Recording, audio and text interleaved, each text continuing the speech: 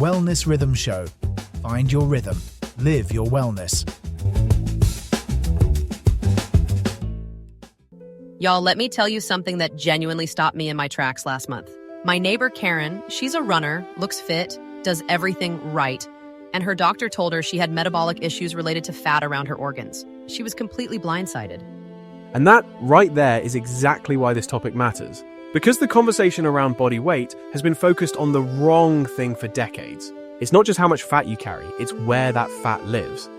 Which is what we're getting into today. Visceral fat, ectopic fat storage, and why your pant size is genuinely not the whole story when it comes to insulin resistance and how your organs age. Right. And I'll warn you, some of this research is genuinely surprising, even a little unsettling. But it is also deeply actionable, which is the whole point. So let's start with the basics. When most people hear body fat, they picture the stuff you can pinch. The fat under the skin. That's called subcutaneous fat, right? Exactly. Subcutaneous fat sits just beneath the skin. It's visible, it's measurable with a tape measure, and here's the thing, it's actually relatively benign, metabolically speaking. Your body is designed to store energy there. But then there's the other kind, the kind you can't see. Right, here's what I've learned. Visceral fat is stored deep inside the abdominal cavity, wrapped around your organs. Your liver, your pancreas, your intestines, and it behaves completely differently to subcutaneous fat at a biochemical level. And this is where I had my own little wake-up call. I'm not overweight by any standard measure, but stress eating during the pandemic, plus less movement, I genuinely wonder what was happening internally that I couldn't see. That's a really valid concern. And it points to something the research supports. A 2012 study published in the journal Obesity using MRI imaging data found that visceral fat volume was a far stronger predictor of metabolic risk than total body fat percentage. You can have a normal BMI and carry dangerous levels of visceral fat. Which they actually have a name for. TOFI. Thin outside, fat inside. Precisely. Researchers at Imperial College London, including Professor Jimmy Bell, coined that term. And it describes people who appear metabolically normal on the outside, but are carrying significant internal fat burden. Here's the thing, though. Let's not let that become a source of panic. Because understanding where the risk comes from is actually empowering. It tells you what to do about it. Fair point. So let's dig into why visceral fat is so problematic. It's not just sitting there passively. Visceral fat is metabolically active. It releases inflammatory compounds called cytokines, including interleukin-6 and tumor necrosis factor alpha. These trigger systemic inflammation. And that inflammation is directly connected to insulin resistance, which basically means your cells stop responding properly to insulin signals to absorb glucose. Right. And visceral fat also releases free fatty acids directly into the portal vein, which drains straight into the liver. So the liver is essentially being bathed in these compounds. Over time, that contributes to what's called non-alcoholic fatty liver disease, or NAFLD, even in people who don't drink. Which brings us to the second part of our topic today, ectopic fat. Because fat doesn't just go rogue in the belly. It can end up stored in places it was never supposed to be. Brilliant point, Emma. Ectopic lipid storage means fat depositing in tissues and organs not designed to hold it. The liver, the heart muscle, the skeletal muscles, even the pancreas. Researchers at Newcastle University, Professor Roy Taylor's group specifically, have done remarkable work showing that fat in the pancreas directly impairs insulin secretion. So you've got a double punch. The visceral fat is driving insulin resistance through inflammation and free fatty acids. And ectopic fat in the pancreas is actually compromising the organ that's supposed to manage blood sugar in the first place. That is precisely the mechanism. And it accelerates organ aging. There's growing research around the concept of organ-specific biological age. And visceral and ectopic fat are significant drivers of that.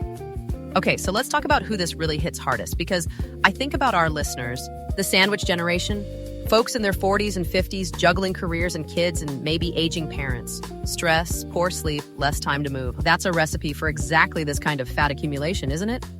It absolutely is. Cortisol, the stress hormone, specifically drives fat toward the visceral compartment. Research published in the journal Psychoneuroendocrinology has shown that chronic psychological stress is an independent predictor of visceral fat accumulation, regardless of caloric intake.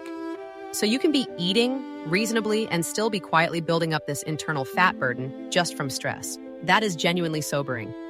And for listeners in the 50 to 65 range, hormonal changes compound this. Declining estrogen in women and testosterone in men both shift fat distribution toward the visceral compartment. It's not a character failing, it is biology. Y'all, if you're finding this useful, please go ahead and hit like and subscribe. It genuinely helps us reach more people who need this kind of practical, evidence-based conversation. Okay, David, tell me there's good news here. There is actually rather good news. And here's what I find compelling. Visceral fat is, counterintuitively, more metabolically responsive than subcutaneous fat. It tends to be mobilized first when you create the right conditions for fat loss. Which means relatively modest changes can have outsized effects on the stuff that matters most. The evidence strongly supports that. A landmark study from Wake Forest University found that even a 5 to 10% reduction in body weight, achieved through moderate changes, reduced visceral fat by up to 30% disproportionately. 30% from a modest effort. That's remarkable. So what actually works? Let's get practical. Right. 3 things have the strongest evidence. First, aerobic exercise. Research consistently shows cardio, even brisk walking, specifically targets visceral fat. A meta-analysis in the journal Obesity Reviews confirmed aerobic activity reduces visceral fat independently of dietary changes. And I'll add, it doesn't have to be long. I do 20-minute walks most days. Not impressive, but consistent. Consistency is the mechanism. Second is reducing refined carbohydrate and ultra-processed food intake. Not necessarily low carb in an extreme sense, but prioritizing whole foods. Research from Tufts University has linked ultra-processed food consumption directly to visceral fat accumulation. Here's the thing, though. This is where I want to push back slightly. Because I know our listeners are busy, and telling someone to just eat whole foods when they're running kids to soccer practice and dealing with a work deadline feels almost insultingly simple. That's a genuinely fair challenge. And I think the nuanced version is this. You don't have to overhaul everything. Swapping 1 or 2 ultra-processed staples for minimally processed alternatives, consistently over time, moves the needle. Perfectionism is the enemy here. Which is something I say to myself weekly. Progress over perfection. And the third? Sleep.